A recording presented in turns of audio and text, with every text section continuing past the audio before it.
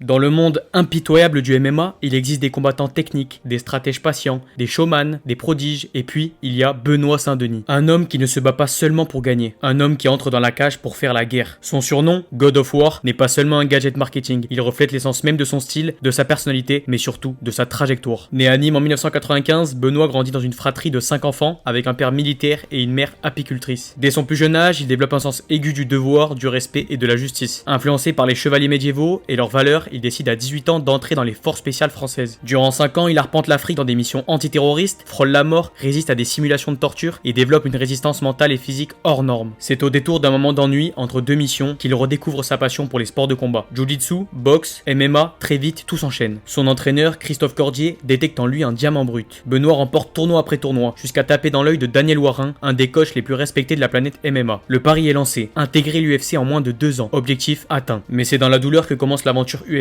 Pour son premier combat, en short notice, il affronte Eliseu Zaleski dos Santos. Plus lourd, plus expérimenté, le français encaisse un déluge de coups, refuse de plier, vacille mais tient debout jusqu'au bout. Perdu sur le papier, gagné dans les cœurs. Surtout, le combat est entaché quelques mois plus tard par un contrôle antidopage positif de son adversaire. Saint-Denis décide alors de descendre chez les lightweight et là, tout s'accélère. Il affronte d'abord Niklas Stolz, un Allemand réputé pour sa puissance. Dès le début du combat, Benoît impose son rythme. Sa lutte est féroce, son grappling étouffant. Dès le deuxième round, il prend le dos et verrouille un étranglement arrière. Soumission, victoire nette, première victoire à l'UFC, mais surtout une démonstration de ce qu'il est capable de faire dans sa nouvelle catégorie. 3 mois plus tard, il est convoqué pour l'UFC Paris, le tout premier événement organisé en France. L'émotion est immense, le public est bouillant, et Benoît est transcendé. Face au Brésilien Gabriel Miranda, il ne laisse aucune chance. Après un premier round à sens unique, il conclut le combat au début du second round par TKO. L'Accor Arena explose. Le bonus de performance de la soirée est pour lui un moment fondateur. Mais ce n'est rien comparé à ce qu'il attend ensuite. Prévu contre Joseph Solecki, il voit l'adversaire remplacé à la dernière minute par Ismaël Bonfim. Le Brésilien est invaincu depuis 9 ans. Les bookmakers ne donnent pas cher de la peau du Français. Et pourtant, Benoît entre dans la cage comme un lion affamé. Il cible le bras droit de Bonfim avec ses puissants middle kicks pour neutraliser sa boxe. Une fois le Brésilien affaibli, il le fait tomber, prend le dos et l'étrangle dans les dernières secondes du premier round. Encore une masterclass. Après 3 victoires consécutives dans la catégorie lightweight, toutes par finish, l'UFC décide enfin de lui donner un vrai test. Thiago Moises, un vétéran classé. L'UFC Paris est de retour et Benoît explose. Dans un combat d'une rare intensité, il impose un rythme infernal. Son ground and pound est violent, Moises ne peut rien faire. À la fin du deuxième round, l'arbitre arrête le massacre. TKO, combat de la soirée. Et puis arrive le combat qui va changer sa vie. Madison Square Garden, New York, face à Matt Frevola, un autre ancien militaire, numéro 14 mondial, en pleine ascension après 3 KO au premier round. Là encore, Benoît ne laisse aucun doute. Un high kick monumental en pleine tête dès le premier round. KO, 91 secondes. Le monde entier commence à le regarder sérieusement. Avec 5 victoires consécutives chez les lightweight, 5 finitions, Benoît Saint-Denis est à la porte du top 10. Et c'est surtout parce que ces victoires sont spectaculaires, violentes et toutes obtenues avant la limite que l'UFC et Dana White décident de lui offrir une opportunité exceptionnelle. Affronter Dustin Poirier, numéro 3 mondial. Car à l'UFC, faire du spectacle, c'est souvent la clé. Benoît incarne cette folie que les fans adorent. Ce feu qui peut embraser une division. Il est au sommet de sa hype, mais cette fois, il n'a pas su saisir sa chance et derrière, tout va s'écrouler. Le combat est programmé pour mars 2024, co-main event de l'UFC 299. Un choc de génération. Mais en amont du combat, Benoît est touché par un staphylocoque. Physiquement diminué, il refuse de renoncer. Cette opportunité est trop grande. Il y va, malgré tout. Dans le premier round, il tente d'imposer un rythme élevé, mais fatigue vite. Poirier, expérimenté, patiente. En fin de deuxième round, le français est épuisé, ouvert, et Dustin place un enchaînement fatal. KO, combat perdu, mais combat courageux. Cette défaite marque un tournant. Saint-Denis se sépare alors de son entraîneur, Daniel Warin. Les tensions explosent en coulisses. Problèmes contractuels, soucis financiers, désaccords personnels. Le public, lui, s'interroge. A-t-il fait le bon choix? Il veut alors se relancer à l'UFC Paris contre Renato Moicano. Mais rien ne se passe comme prévu. Dès le premier round, Benoît est dominé. Il ne voit presque plus d'un œil, mais refuse de s'arrêter. Entre les rounds, ses nouveaux coachs lui répètent seulement: montre-lui qui tu es. Pas de consigne tactique. Il repart, mais le corps ne suit plus. Moicano l'achève alors au deuxième round. TKO, un effondrement total. La chute est brutale. De prétendant au titre, il devient un homme à sauver, aux portes de sortir du top 15. Pourtant, BSD ne baisse pas les bras. Il décide de tout changer. Il rejoint Nicolas Hoth, l'entraîneur de Nassourdine Imavov, le français le plus proche d'une ceinture. Objectif, se reconstruire. Benoît Saint-Denis a connu la guerre, la douleur, l'honneur, la gloire, la chute, mais il reste fidèle à lui-même. Il veut revenir, il va revenir. Et maintenant, on vous pose la question. Pensez-vous qu'il peut redevenir une menace pour la ceinture? A-t-il encore le feu sacré ou a-t-il laissé passer sa seule chance? On attend vos avis dans les commentaires et on attend son retour avec impatience.